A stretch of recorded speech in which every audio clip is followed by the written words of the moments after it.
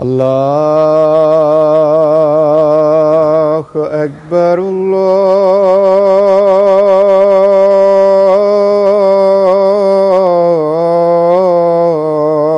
الله أكبر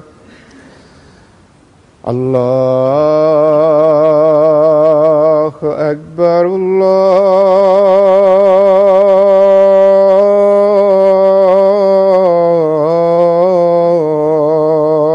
الله أكبر. أشهد أن لا إله إلا الله. أشهد أن لا إله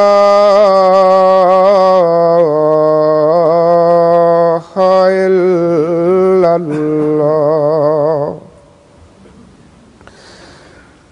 أشهد أن محمدًا رسول الله.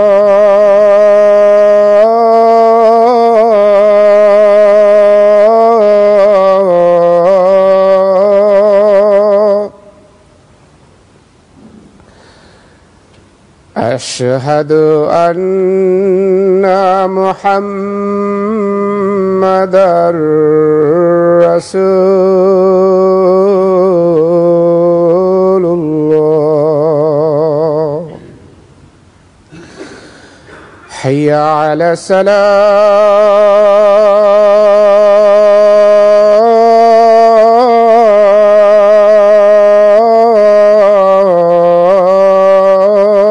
الصلاة. حي على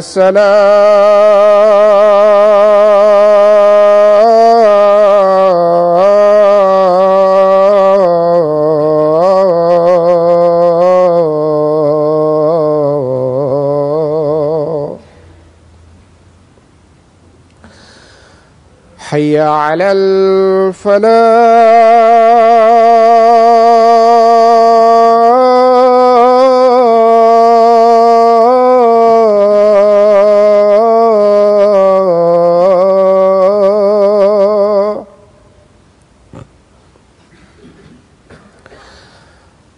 حي على الفلاح.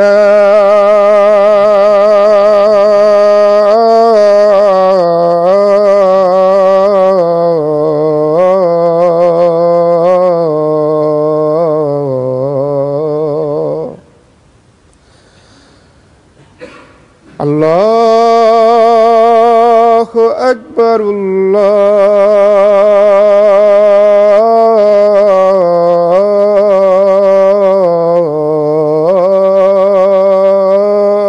الله أكبر. لا إله إلا الله.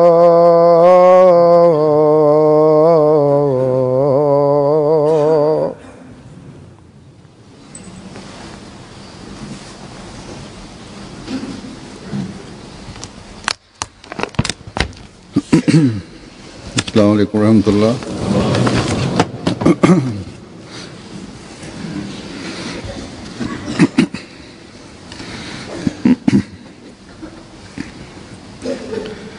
أشهد أن لا إله إلا الله وحده لا شريك له وأشهد أن محمدًا عبده ورسوله. أما بعد فأعوذ بالله من الشيطان الشيطان الرجيم بسم الله الرحمن الرحيم الحمد لله رب العالمين الرحمن الرحيم مالك يوم الدين إياك نعبد وإياك نستعين اهدنا الصراط المستقيم صراط الذين أنعمت عليهم غير المغضوب عليهم ولا الضالين إن الله يأمركم أن تؤدوا الأمانات إلى أهلها وإذا حكمتم بين الناس أن تحكموا بالعدل إن الله نعم ما يعظكم به إن الله كان سميعا بصيرا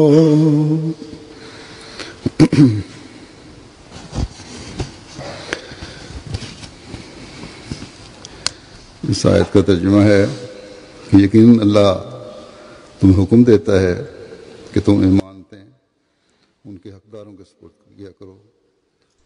Halifa mtukufu ayyadahullahu ta'ala ibn Asir Aziz anasema kwamba tafsiri ya aya hii ni kama hivi: hakika Mwenyezi Mungu anawaamuruni kuzirudisha amana kwa wanaostahili, na ya kwamba mnapohukumu baina ya watu mhukumu kwa adili. Bila shaka mwaida anayowatoleeni Mwenyezi Mungu ni mazuri sana. Hakika Mwenyezi Mungu ndiye asikiaye aonaye. Mwaka huu kama jumuiya zote zinajua kwamba katika jumuiya ni mwaka wa uchaguzi. Kila baada ya miaka mitatu uchaguzi unafanywa. Maamiri na wenyekiti na wenye madaraka mbalimbali katika jumuiya uchaguzi wao unafanywa. Katika jumuiya kadhaa uchaguzi huu umeshaanza. Katika jumuiya kubwa kubwa idara ya uchaguzi inachaguliwa na uchaguzi wake pia unafanywa siku hizi. Kisha idara hii ya uchaguzi inachagua viongozi wao. Ilmuradi kwa ajili ya kuendesha nidhamu ya jumuiya vizuri. Ikiwa upande mmoja uchaguzi huu ni muhimu, vile vile kwa ajili ya kuendesha kazi hii vizuri au nidhamu ya jumuiya vizuri, wale wanaoweza kutimiza haki ya madaraka yao kuchagua viongozi wa aina hii pia ni muhimu. Na jambo hili ni muhimu kiasi hiki kwamba Mwenyezi Mungu katika Qur'ani tukufu amewakumbusha waaminio, na kwa upana Mwenyezi Mungu ameeleza kwamba viongozi wa aina gani mnalazimika kuchagua. Na wenye madaraka wamekumbushwa kwamba si kwamba umepewa madaraka au cheo, bali kutimiza haki yake pia ni muhimu sana. Na kwa kutokutimiza haki mnaweza kupata ghadhabu ya Mwenyezi Mungu. Aya hii niliyosoma mbele yenu, katika aya hii Mwenyezi Mungu ameeleza jambo hili. Katika aya hii jukumu la kwanza ni la wale ambao wanapiga kura kwamba cheo ni amana. kwa hiyo sawa na maoni yenu, yule ambaye ni mtu mzuri anayestahili kwa ajili yake mumpigie kura, na mufanye utafiti kabla ya kupiga kura yenu. Je, huyu mtu anayestahili kupigiwa kura au la?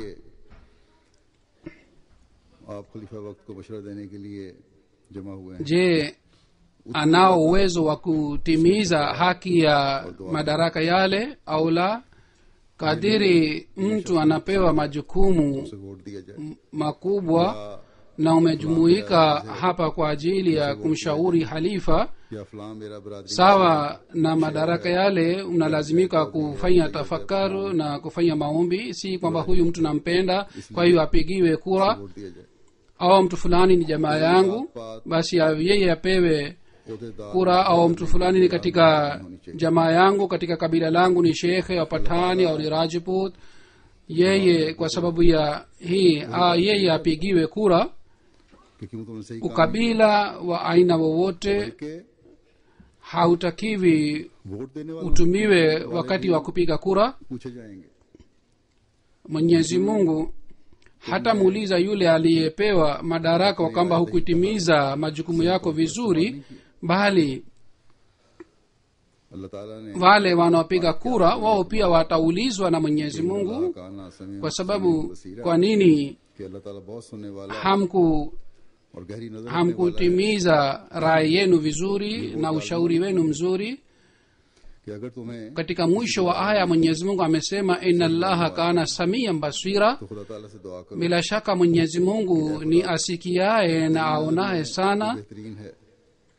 Hii ni kwa ajili ya wale ambao wanapiga kura pia, kwamba ikiwa nyinyi hamjui mtu mnayempigia kura, basi fanyeni maombi kwa Mola wenu kwamba Mola wangu, Mola wetu sawa na elimu yako, yule ambaye anastahili nijalie nimpigie kura. Na ikiwa dua hii inafanywa kwa nia safi, Mwenyezi Mungu ambaye ni asikiaye na aonaye, yeye anasikia maombi, na Mwenyezi Mungu anasema yeye ni basir, yani aonaye, anaona vitendo vyenu vyote, na hatuwezi kumdanganya Mwenyezi Mungu. Yeye anajua ndani ya mioyo ni nini. Basi jumuiya ya waaminio kwa kufanya maombi na kwa kumuomba Mwenyezi Mungu inapochagua viongozi wao, katika hali hii Mwenyezi Mungu anakuwa msaidizi wa waaminio. Katika nidhamu ya jumuiya sisi tuna desturi kwamba kabla ya kila kazi tunafanya maombi na tunaanza kazi kwa maombi, na kabla ya uchaguzi pia maombi yanafanywa, ikiwa kwa nia safi na kwa kuomba mwongozo kutoka kwa Mwenyezi Mungu. Uchaguzi unaanza, kisha Mwenyezi Mungu katika hali hii analeta fadhili zake.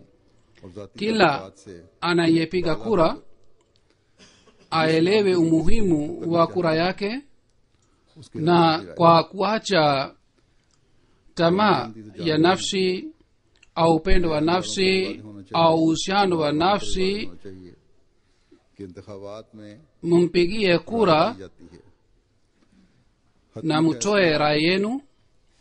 Wanajumuiya wa zamani wanajua tayari, lakini wanajumuiya wapya pia wajue, na vijana pia wajue kwamba katika uchaguzi tunatoa rai yetu au ushauri wetu. Uamuzi wa mwisho unakuwa kutoka kwa halifa mtukufu. Baadhi wakati mtu anapewa kura zaidi, lakini mtu mwingine anachaguliwa kuwa kiongozi ambaye alipata kura kidogo kuliko yeye. Na inatakiwa ikumbukwe hii pia kwamba ikiwa amir wa nchi anatoa kibali cha madaraka mbalimbali sawa na nidhamu na desturi ya jumuiya, amiri ana haki ya kuamua kinyume na rai ya watu, Europe के ममालिक lakini maamiri wanatakiwa wao wazingatie ushauri na rai ya watu na waheshimu rai ya watu, के na hususan ikumbuke nchi ya ulaya na uingereza na बाज नहीं बल्कि कवायद इजाजत देते हैं marekani, canada na australia. nchi hizi zikumbuke अगर तो kwamba पंचायत कर सकता है katika uchaguzi wa jumuiya zao za kimataifa za kitaifa, अगर कोई तब्दीली करनी होगी तो वो भी मुझसे पहले पूछना होगा sheria देंगे na kanuni ya jumuiya inamruhusu amir kwamba anaweza kutoa uamuzi kinyume na rai ya watu, lakini mwaka huu wakumbuke maamiri wote kwamba ikiwa wanataka मंजूरी की कार्रवाई कर kufanya mabadiliko kwanza wachukue ruhusa kutoka kwangu. maamiri hawaruhusiwi kubadilisha rai ya watu. Na nchi zingine kama bangladesh, india na pakistan wanaweza kufanya kama desturi ya jumuiya inasema, na majlisi amila ya kitaifa na vile vile तो wenye madaraka mbalimbali, तेला अहलिहा kibali chao kinachukuliwa kutoka kwa halifa ये ओहदेदारान tulmasi.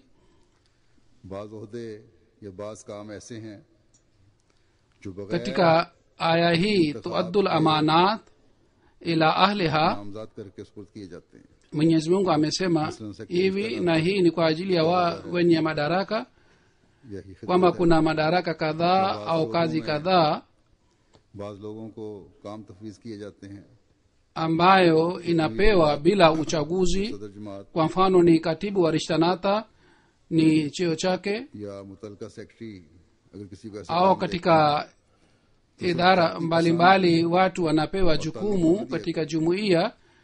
बल्कि amir wa jumuiya au mwenyekiti wa jumuiya लिए जायजा लिए au ये जायजा लेकर katibu husika ambaye anampatia majukumu, उसे काम सुपुर्द करना चाहिए hawa wasitoe majukumu kwa sababu ya upendo wa nafsi zao au kwa sababu ya usani wao, bali kwanza wachunguze hali ya jumuiya लेकिन अगर कोई अपने na hali ya wanajumuiya, kisha baada ya kuchunguza yule ambaye ni mzuri na anastahili, basi yeye apewe jukumu lile. Pengine itakuwa ताकत भी है upendo wa nafsi zao, na jambo hili करने की आदत है halipendwi katika islam. बिला वजह ये इतराज lakini kama amir किसने अपने करीबी anampatia jukumu rafiki yake au jamaa yake, na yule mtu anastahili kwamba apewe jukumu lile, kisha katika hali hii wale watu ambao wanaoleta mashitaka malalamiko, wao wanaleta mashitaka bila kuwa na msingi kwamba huyu amir amempatia jukumu fulani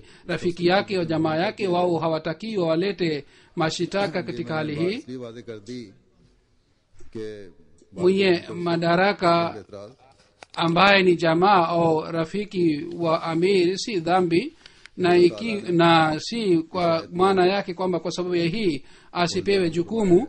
Nimeeleza jambo hili waziwazi kwa sababu watu wengine wananiletea mashitaka ya aina hii. और तफवीज करदा कामों को mwenyezi mungu katika aya hii amewaambia, amewasihi wenye madaraka tahkamu biladl, yani कराबतदारी का लिहाज रखा जाएगा kwa uadilifu, या na एक कारकुन से mutimize जरूर से majukumu yenu और दूसरे kwa uadilifu. ikiwa uadilifu haupatikani na ikiwa तो इंसान wa- नहीं जा सकता mnatendea watu kwa sababu ya tamaa ya nafsi yenu au काम में mnawatendea jamaa yenu फिर अच्छे kwa tamaa ya nafsi, na बद watu kadhaa wanaadhibiwa na wengine wanasamehewa बल्कि bila kuwa na msingi, basi katika hali hii uadilifu hauwezi kupatikana, na kama uadilifu haupatikani, basi baraka haiwezi kupatikana katika kazi ile. Na katika hali hii badala ya matokeo mazuri, matokeo mabaya yanapatikana. Tena hii si kwa ajili ya wale ambao ni wenye madaraka katika jumuiya, bali फलां खानदान kwa wanajumuiya wote inatakiwa uadilifu ufanywe na uamuzi utolewe sawa na uadilifu, si ये चीजें फिर जमात में kwa sababu isitokee hivi kwamba mtu fulani ni jamaa au rafiki wa mtu fulani au ni katika kabila fulani, kwa hiyo yeye anatendewa tofauti na mtu mwingine ambaye si jamaa yake au rafiki yake. mambo ya aina hii yanayopatikana katika jumuiya, basi utulivu unakosekana. लेकिन खलीफा वक्त को अगर vile vile ikiwa inasema kutoka kwa halifa kwamba taarifa iletwe, basi taarifa inatakiwa iletwe फैसला करवा कर kwa uadilifu, kwa sababu amri ni antahakamu bil adl. Lakini kama taarifa inaletwa kinyume na ukweli, na katika hali halifa pia anaweza kutoa uamuzi kinyume na uadilifu na ukweli, na kwa kufanya hivi watu wanamfanyia halifa pia mwenye dhambi pamoja nao, na wenyewe lazima wanakuwa wenye dhambi katika hali hii. विचार कर और ईमानदारी से अदा करने की कोशिश करनी चाहिए. Huzuri inatakiwa mambo haya yazingatiwe katika mambo ya jumuiya, katika kazi ya jumuiya. बहुत बड़ी जिम्मेदारी दुआओं Jukumu lolote linalolipewa जिम्मेदारी को inatakiwa litimizwe vizuri kwa uadilifu. ताला फरमाता है Kwa hiyo madaraka si heshima au sifa, bali ni jukumu kubwa sana. पर जब Kwa kufanya maombi के हुक्मों में पूरा kuna haja ya kutimiza majukumu. Mwenyezi Mungu anasema, शामिल हाल होती है. Mwenyezi Mungu anasikia maombi yenu, hasusan जिस तरह wakati वाले पर वोट देने वाले पर गहरी नजर रखने वाले maombi yanafanywa ili amri zote za Mwenyezi Mungu zitimizwe. Katika hali hii msaada wa Mwenyezi Mungu unapatikana. आएंगे और अगर अदल और इंसाफ से फैसले नहीं करेंगे Mwenyezi Mungu anamchunguza yule anayepiga kura, ते हुए vile vile anamchunguza mwenye madaraka pia. तो फिर खुदा ताला Ikiwa hawatatimiza majukumu yao फरमाता है फिर तुम पूछो. na ikiwa hawataamua kwa uadilifu, बस बहुत खौफ का ikiwa hawatatimiza majukumu yao kwa haki, के लिए जिसके सपुर्द katika hali hii Mwenyezi Mungu ambaye anaona kila kitu kwamba mtaulizwa kuhusu majukumu yenu, कि अगर ये पता हो basi jambo hili ni la haufu sana kwa ajili ya kila mtu ambaye anapewa madaraka au cheo katika jumuiya. Watu wanakuwa na hamu हर ओहदेदार kwamba wao wapewe से बढ़कर cheo au madaraka, ikiwa wao wakijua kwamba jukumu hili ni kubwa kiasi gani, na kwa sababu ya kutimiza haki yake wanaweza kukamatwa na Mwenyezi Mungu. Katika hali hii kila mwenye madaraka ओहदा atafanya की मंजूरी istighfar kushinda watu wengine wote. बल्कि Kila mwenye madaraka anatakiwa ajue kwamba baada ya kupata kura na baada ya kushinda katika uchaguzi अपनी इस्तेदादों na baada ya kupata kibali, मुताबिक yeye hakupata uhuru, सूरत में bali yeye नाराजगी लेने वाला भी हो सकता है. amekuja chini ya ahadi. सरकार ने Ikiwa हर hatimizi ahadi yake hii sawa na uwezo wake, और जमात katika hali hii anaweza kupata ghadhabu ya Mwenyezi Mungu. मजमूई तौर पर बहसियत जमात को Kila करना है. mwenye cheo au mwenye madaraka चाहिए कि मैं एक analazimika kutimiza haki ya kila mwanajumuiya, किसी भी na vile vile मेरी कमजोरी analazimika जमात को मुतासिर kutimiza haki ya jumuiya kwa jumla, करने वाली हो सकती है. kwa sababu kila mwenye madaraka anatakiwa afikirie kwamba mimi ni mwenye madaraka katika jumuiya, और फिर na udhaifu wangu na makosa yangu yanaweza kuathiri jumuiya au inaweza kuharibu jina la jumuiya. की मिसाल कायम करनी चाहिए. Kwa hiyo anatakiwa atimize haki ya majukumu yake, kisha kwa kuonyesha mifano yake pamoja na haki ya dini, ये आजादी है जो चाहूं मैं anatakiwa aonyeshe mifano mizuri ya haki ya dunia. कि उसकी जात Hakuna anayeweza kusema kwamba hii ni jambo la nafsi yangu, kwa hiyo naweza kufanya sawa na hiari yangu, haihusiki na jumuiya, nina uhuru, naweza kufanya sawa na uamuzi wangu. Kila mwenye madaraka anatakiwa ajue kwamba nafsi yake pia katika kila हक राय देने mambo ni chini ya faida na masilahi ya jumuiya. या दूसरे लफ्जों में Hii ni fikira ambayo inatakiwa kila mwenye madaraka awe nayo, यार बुलंद हो na anayekuwa na fikira ओहदेदार बनाने की. ya aina hii अगर हमारा दावा wanaochagua wanatakiwa wachague watu wa aina hii. तकवा के मयारों को बुलंद करने का है। au mwenye madaraka ambaye uchamungu wake ni wa hali ya juu, अपने जिम्मे की wanaochagua wanatakiwa wachague mtu wa aina hii. हक अदा Ikiwa sisi tunadai kwamba kwa kumpokea imamu wa zama hii tutaboresha uchamungu wetu, अल्लाह ताला फरमाता है कि वल्लज़ीना हुम लिअमानातिहिम व अहदिहिम राऊन, na और वो लोग tunadai kwamba tutatimiza majukumu yetu kushinda watu wengine, katika hali hii tunalazimika kutimiza majukumu yetu yote vizuri. Mwenyezi Mungu anasema walazina hum biamanatihim wa ahdihim raun, yani wale watu ambao अपने अपने दायरे में सामने रखने की जरूरत wanazingatia amana zao na ahadi zao. Basi amri hii ya Mwenyezi Mungu अपने स्पुर्द की गई इमानतों को अदा नहीं करना, बल्कि गहराई में जाकर तमाम बारीकियों को सामने रखकर inatakiwa kila mmoja azingatie sawa na uwezo wake na sawa na madaraka yake. चाहिए। Hatutakiwi अपने कामों में संजीदा tutimize amana zetu kwa juu juu, bali kwa makini tunatakiwa अपनी जिम्मेदारियों तू को timize majukumu yetu yote.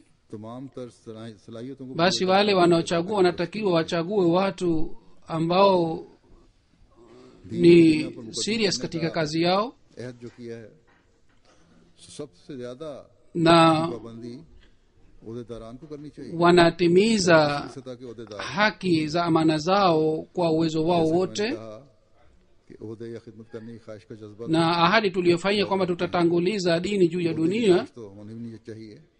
wenye madaraka wanatakiwa wazingatie jambo hili zaidi kushinda watu wengine. अगर ख्वाहिश है तो फिर Kama nilivyosema kwamba जो खिदमत स्पुर्द की watu wengi wanakuwa na hamu ya kupata madaraka. Haitakiwi kwamba mtu awe na hamu ya madaraka, kwa sababu ni kinyume na mafundisho ya Islam.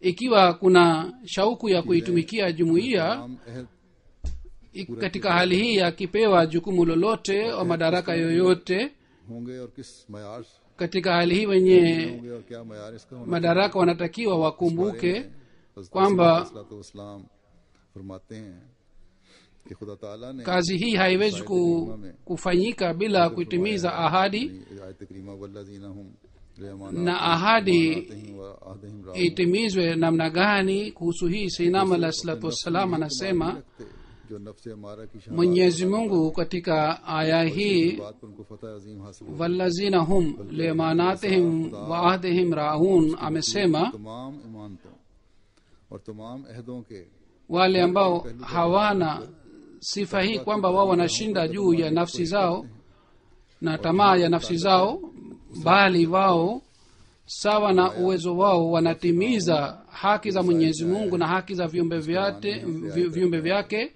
ये लफ्ज na मुहावरे के katika hali hii wanafuata njia nyambamba za uchamungu, na sawa na uwezo wao wanafanya hivi. किसी अमर की Amesema raun, neno raun lililotumika katika aya hii ni kwamba wale ambao ni waangalifu. बारीक तरीन पहलुओं Sawa na lugha ya Kiarabu, neno hili linatumika wakati mtu sawa na uwezo wake na nguvu yake का हासिल मतलब ये हुआ anafuata njia nyambamba sawa na uwezo wake, अपनी मौजूदा ताकत के मुआवजे na anataka kutimiza haki yake yote, कोई पहलू तकवा का na hataki aache के मुतालिक haki zake. छोड़ना नहीं। Basi kwa mujibu wa maana hii, muhtasari wa aya hii ni kwamba waaminio ambao sawa na uwezo wao wanafuata njia nyambamba za uchamungu na hawaachi sehemu yote ya uchamungu, iwe kuhusu amana na ahadi, या वादे पूरा करने वाला na wao wanawaangalia wote के दर पर na hawafurahi पजीर न हो। kwa sababu ya hii kwamba मुवाफिक wao wanajiita waaminio na wa kweli, yani wanajiona wao ni waaminio na wanatimiza ahadi, bali wao wanaendelea kuogopa isije wakafanya hiana. में तकवा है। Basi sawa na uwezo katika mambo yao yote wanaendelea वो मोमिन kuzingatia अपने मामलात में isije खा kasoro na makosa yapatikane. के साथ है Na और jambo hili kwa neno lingine ni uchamungu. खौफ से Kisha anasema Sinam alah salam kwamba muhtasari wake ni kwamba waaminio ambao katika mambo yao, ingawa mambo yao yawe na Mwenyezi Mungu au kwa viumbe vyake, अहदों की पड़ताल ghafiliki, और तकवा की दूरबीन bali kwa sababu ya hofu hii isije wakamatwe na Mwenyezi Mungu, से ऐसा ना हो कि दर पर wao wanazingatia sana amana zao na ahadi zao, और जो ईमानते हैं na wanaendelea kuchunguza amana zao na ahadi zao, na katika hadhubini ya uchamungu wanaendelea kuzingatia na chunguza amana zao na ahadi zao, isije ikatokea kwamba बापाबंदी तकवा kasoro inapatikana katika amana na ahadi za Mwenyezi Mungu, na amana za Mwenyezi Mungu ambazo wanazo kama nafsi na mali na heshima, हत्तुल मकदूर उसके पूरा wao करने के लिए कोशिश में लगे रहते हैं। ऐसा ही जो ईमान wanatumia amana hizi vizuri या ऐसी चीजें sawa na mahali pasipo, सब में ताब मकदूर na kwa ajili ya kutimiza amana hizi wanaendelea क्या हो kufanya juhudi, तकवा को मद्देनजर रखकर na vile vile wakipewa amana za watu na vile vile mambo ambayo ni chini ya neno la amana, wao sawa na uwezo wao kwa kufuata uchamungu wanatimiza. इंसान की तमाम रूहानी खूबसूरती Na ikiwa inatokea jambo lolote kwa kuzingatia uchamungu, wanatoa uamuzi hata kama wao wanapata hasara katika ule uamuzi. नकूश और खुशनुमा Amesema Sayyidina alayhi salatu wassalam kwamba जाहिर है कि uzuri wa kiroho wa mwanadamu ni katika kufuata njia nyambamba za uchamungu. से पैर तक Njia nyambamba za uchamungu ni uzuri wa kiroho wa mtu. और हाथ और पैर और दूसरे Ni dhahiri kwamba बातनी तौर पर दिल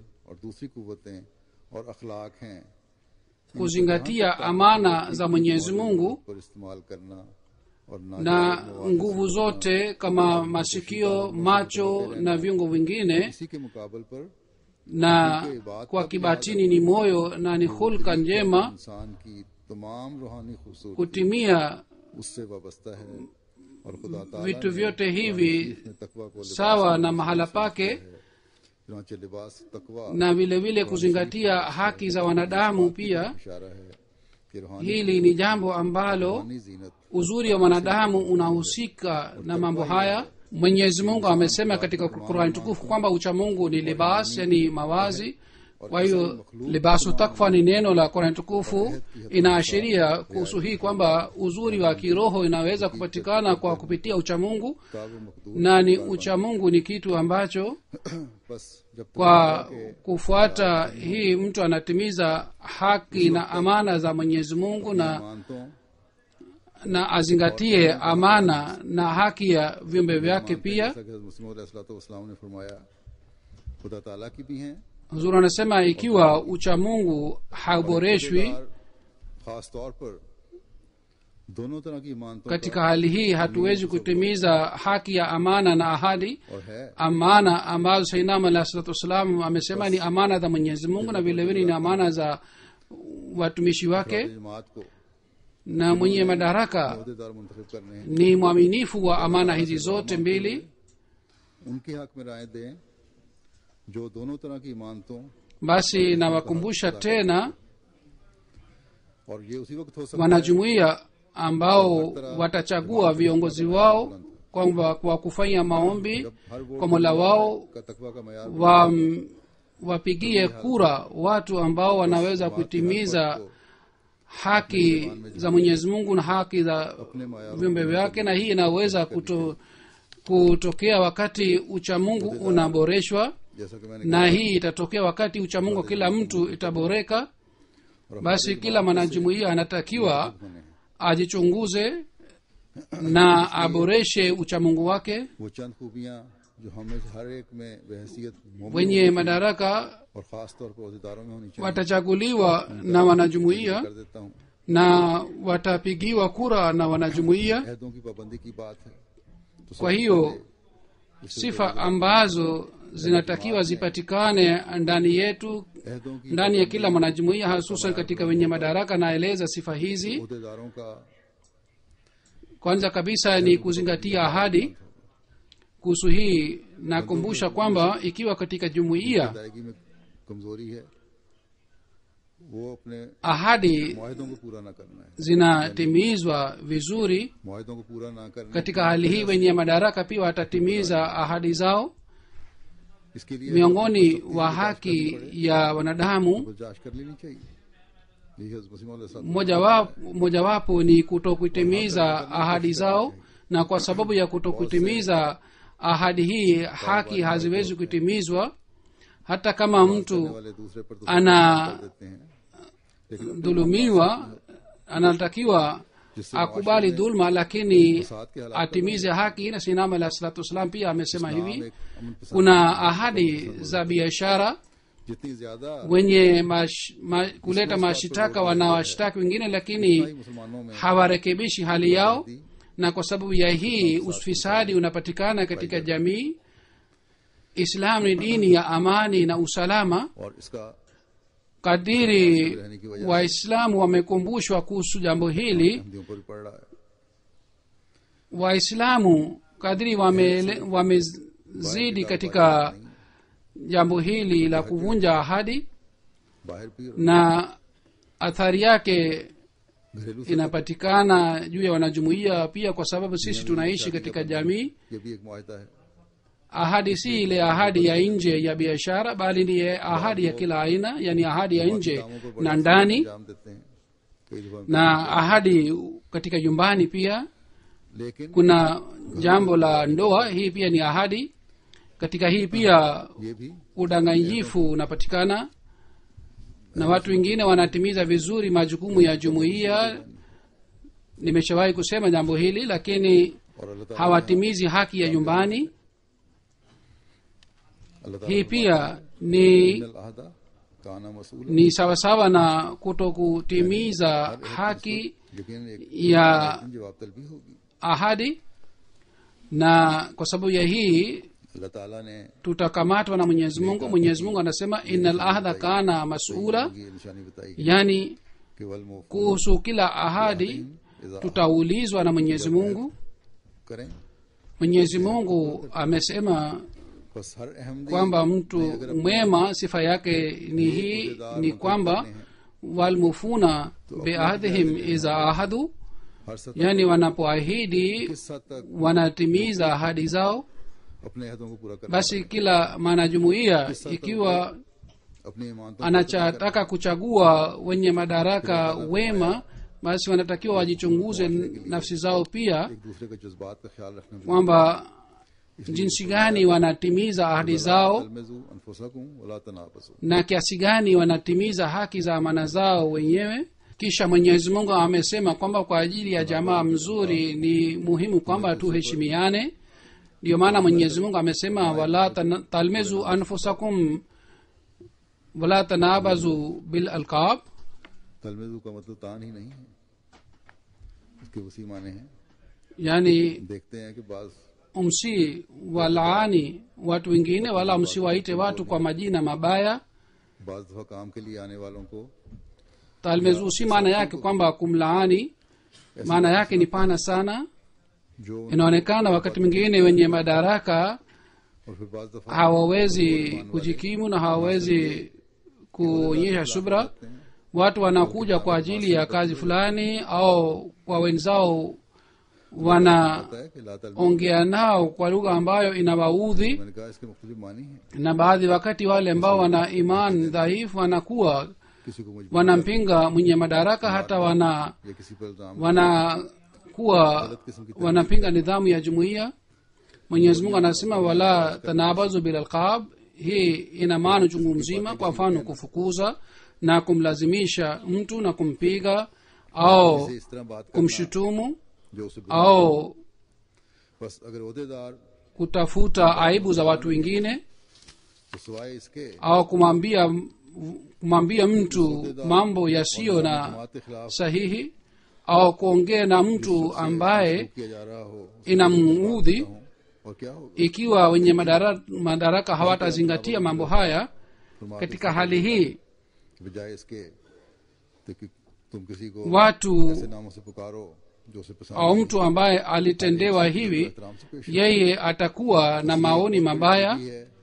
Vile vile tanabazu bil alqab, kwa kusema hivi Mwenyezi Mungu amesema उमूम kwamba हर मोमिन को badala ya kumuita mtu kwa majina कि उसका किरदार ambayo hapendi, bali muwaheshimu kila mmoja, hii ni sifa ambayo inatakiwa ipatikane ndani ya kila mwenye cheo, na hii ख्याल रखना चाहिए। kila mwaminio anatakiwa फिर azingatie amali zake, ये होनी चाहिए kwamba vitendo vyake vinaeneza mapenzi na upendo katika jamii, lakini hasusan wenye madaraka wanatakiwa wao wazingatie jambo hili. kisha sifa ingine ya mwenye cheo ni hii kwamba वो शोबा जिन पर अखराजात ज्यादा होते हैं anatumia vizuri fedha ya jumuiya.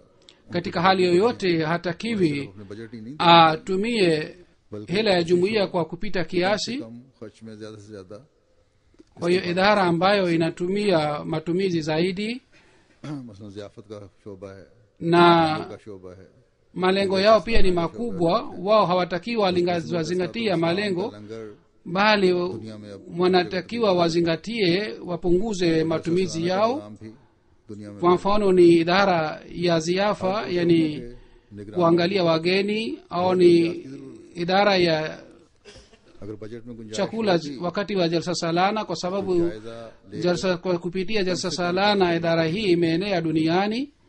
और यही Viongozi wa idara hizi wanatakiwa wawe waangalifu sana. कहा कदा Ikiwa nafasi ipo katika bajeti yao, wao wanatakiwa watumie माल के आने की matumizi kwa uangalifu sana, सही खर्च करने na hii ndiyo ni njia ya kutimiza बस haki और ya amana vizuri. इस बात का खास ख्याल रखें।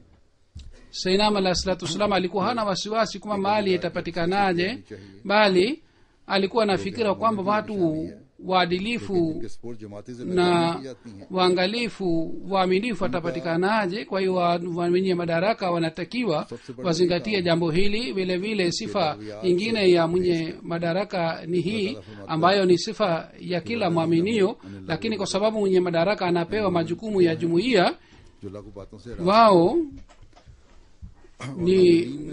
ni jukumu lao kwamba wao wajiepushe katika mambo ya ovyo. Mwenyezi Mungu anasema walazina hum anil lagwi mu'rizun, waaminio ni wale ambao katika mambo ya ovyo इकट्ठा किया जाए। wanajiepusha.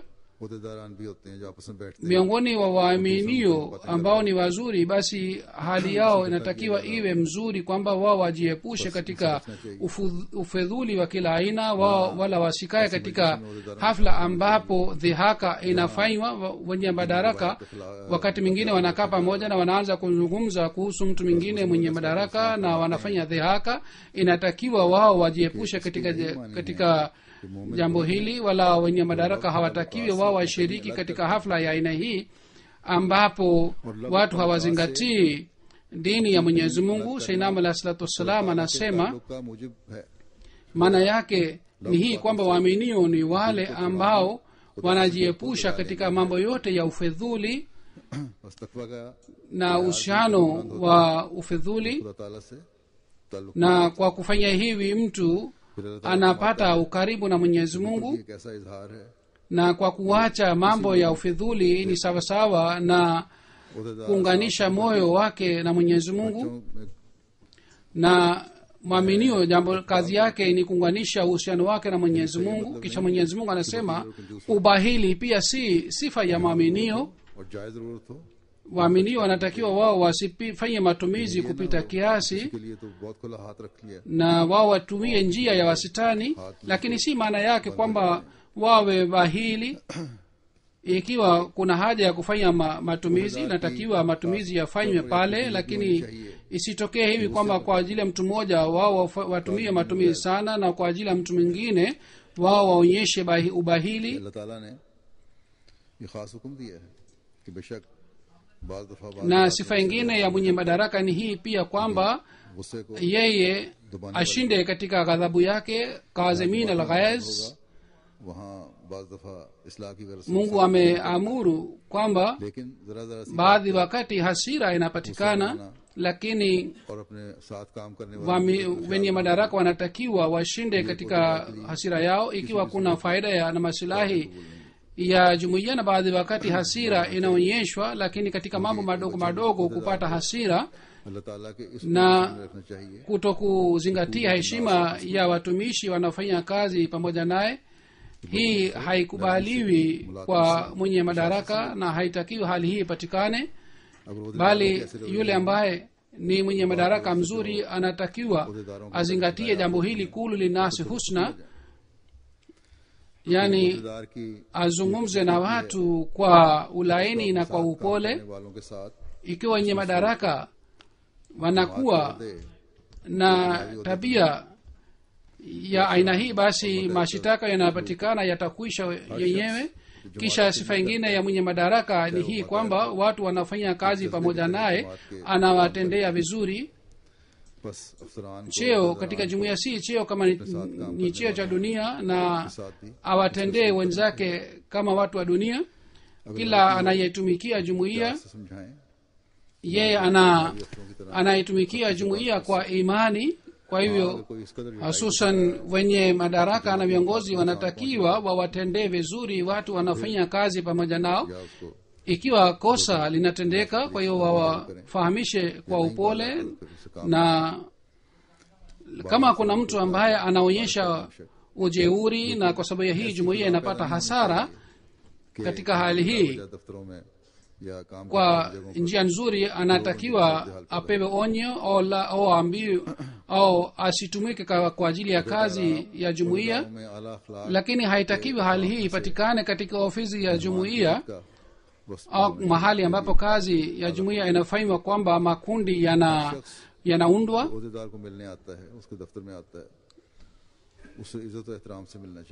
Na katika hulka njema ya mwenye madaraka ni hii pia, kwamba awaheshimu wageni, na hii pia ni hulka njema ya mwenye madaraka. Kila mtu anayekuja kukutana na mwenye madaraka anatakiwa akutane naye kwa heshima, na anatakiwa ampatie sehemu ya kukaa vizuri. Ikiwa mtu amekuja kukutana naye ofisini kwake, basi asimame. hulka hizi ni kwa ajili ya wenye madaraka na kwa ajili ya wanajumuiya pia, na kwa sababu ya hii heshima inaongezeka, haipungui. Kisha katika sifa za wenye madaraka, sifa hii ni unyenyekevu, na mwanajumuiya kwa kawaida anatakiwa awe nao, lakini hususan mwenye madaraka anatakiwa awe na unyenyekevu. Mwenyezi Mungu anasema wala tamshi fil ardi maraha, yani usitembee ardhini kwa majivuno na kwa kibri. Kwa ajili ya mtu wa kawaida pia Mwenyezi Mungu hapendi kibri, lakini wale watu ambao kwa ajili ya Mwenyezi Mungu wanatoa huduma zao kwa ajili yao, Mwenyezi Mungu hapendi kwamba wawe na kibri hata kidogo. Basi sifa hii inatakiwa wenye madaraka wote wazingatie, na watu wanakuja kukutana nao wakutane nao kwa bashasha na kwa tabasamu na kwa uchangamfu. Na mkumbuke jambo hili pia, hususan wenye madaraka, wale ambao wamepewa jukumu la kutoa uamuzi na wamepewa jukumu la kuwapatanisha watu. Ni kuna kamati ya kadhaa na islahi kamati. Mwenyezi Mungu wanatakiwa wakumbuke amri hii ya Mwenyezi Mungu, idlu huwa aqrabu litaqwa, fanyeni uadilifu kwa sababu uadilifu ni karibu na ucha Mungu. Kila uamuzi unatakiwa utolewe kwa uadilifu. Baadhi wakati maamuzi kadhaa yanakuja mbele yangu, lakini inaonekana kwamba maamuzi yale hawakuangaliwa kwa makini, na ikiwa maamuzi ya aina hii yanatolewa, basi utulivu unakosekana katika hali hii. Ikiwa kuna amri ya sheria kuhusu uamuzi fulani, basi inatakiwa iandikwe ile amri kwamba sawa na amri hii ya sheria uamuzi huu umetolewa. Hususan kadhi wanatakiwa wakumbuke jambo hili. Kisha vile vile jambo hili pia ni muhimu, और ओहदेदारान का काम hasusan इस बारे में जरूरी नहीं कि maeneo ambapo maskini wapo wengi kwamba wao waangaliwe ये उमरा और sawa na uwezo. Kuangalia wale maskini ni jukumu la maamir na wenye madaraka. हर ओहदेदार की Kuhusu hii si lazima kwamba वतन होना अनिल मुनकर kwamba ombi की हिदायत lije ndipo waangaliwe, bali wanatakiwa waendelee kuwazingatia na kuwaangalia. प्रस्तामरुना बिल मारूफ Kila amir na kila mwenyekiti wa jumuiya na kila mwenye madaraka ni kwamba tamuruna bil maruf wa tanhauna anil munkar, yani kuamuru wema na kuwazuia watu katika maovu. हुए अपने को Basi tamuruna bil maruf wa tanhauna anil munkar अपने अंदर inatakiwa kila mwenye madaraka akumbuke, na hii haiwezi kufanyika mpaka kila हमें अल्लाह ताला ने mwenye cheo na mwenye madaraka और तकवा के बारे में ajichunguze अलैहिस्सलाम ने na kauli yake na amali yake iwe kitu kimoja, चंद बुराइयों na haufu ya Mwenyezi Mungu haipatikani ndani yake, na hatafuti njia ya uchamungu ambayo Mwenyezi Mungu ametukumbusha. Na kuhusu uchamungu, Sayyidina alayhi salatu wasallam amesema sehemu moja kwamba kufanya mema kadhaa na kuzuia katika maovu si uchamungu, bali uchamungu ni kufuata mema yote na kuzuia katika ovu hata mdogo mdogo. Huu ni uchamungu. अल्लाह ताला अफराद Basi hizi ni sifa ambazo kwa kupata sifa hizi चुके हैं ये मुतलक wale ambao wanaamuru mwema na wanazuia katika maovu tunaweza kuwa हक अदा करने की watu wa aina hii, tunaweza kuitimiza haki za amana. Mwenyezi Mungu awajalie wenye wanajumuiya na wenye madaraka wote ambao wameshachaguliwa, watakaochaguliwa siku za usoni, na Mwenyezi Mungu anijalie mimi pia kwamba sisi sote